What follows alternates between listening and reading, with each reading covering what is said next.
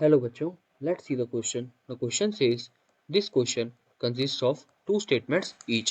So यहाँ पे हमें दो statements given है, statement 1 है, statement 2.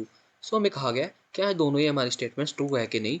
अगर ये दोनों statements हमारी true है तो क्या हमारी जो statement 2 है ये हमारी statement 1 को explain करती है कि नहीं. अगर हम अपनी statement 1 देखें तो यहाँ पे कहा गया हमें कि solution of Na2CrO4 is in water is intensely coloured. So हमें पूछेंगे कि क्या हमारा जो Na2CrO4 का हमारे पास वाटर में जो सोल्यूशन होगा क्या वो कलर्ड होगा कि नहीं. सो यहाँ पे अगर हम देखें तो हमें पता है कि जो हमारा Na2CrO4 है उसमें हमारे पास क्या प्रेजेंट है, CrO4 2 नेगेटिव आयन. यहाँ पे अगर हम देखें तो हमारी क्रोमियम की जो ऑक्सीडेशन स्टेट आएगी वो क्या आएगी, दैट वुड बी +6 एंड उसकी जो कॉन्फ़िगरेशन आएगी that would be D0.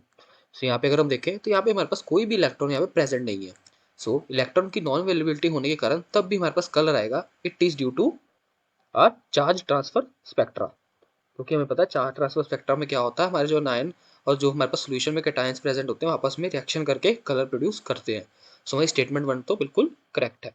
Statement 2 की बात करें तो यहाँ पे कहा गया हमें कि oxidation state of chromium in Na2CrO4 is +6. तो ये स्टेटमेंट भी ट्रू है क्योंकि अभी हमने देखी क्रोमियम की यहाँ पे ऑक्सीडेशन स्टेट है +6. तो स्टेटमेंट 2 भी ट्रू है. बट हमें पता है जो सोल्यूशन में हमारा कलर आ रहा है that is due to the R charge transfer spectra. So हमारी स्टेटमेंट 2 इसकी करेक्ट एक्सप्लेनेशन नहीं है. सो अगर अपने ऑप्शंस देखें तो हम देखें हमारा जो बी ऑप्शन है ये बिल्कुल करेक्ट है. So I hope you understood it well. Best of luck.